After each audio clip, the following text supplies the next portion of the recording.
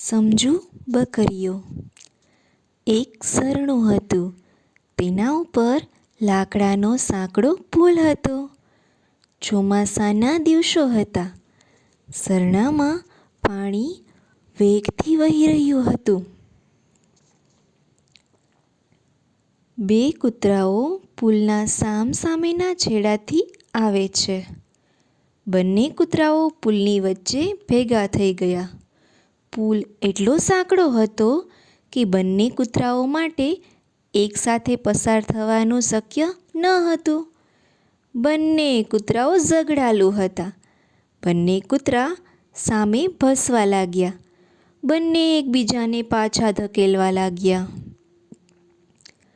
તેમ કરતાં કરતાં બંને કૂતરાઓ ખૂબ ઝઘડવા લાગ્યા અને બંને ઝરણામાં પડ્યા અને પાણીના વહેણમાં તણાઈને મરી ગયા.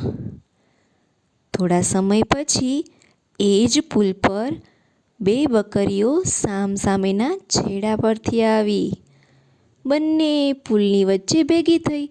બંને એકસાથે પસાર થઈ શકે તેમ ન હતું, પણ બંને બકરીઓ સમજુ હતી.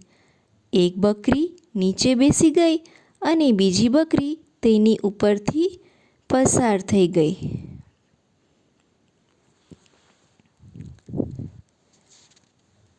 આ વાર્તા પરથી એ બોધ મળે છે કે આફતના સમયે આપણે સમજદારીપૂર્વક કામ લેવું જોઈએ.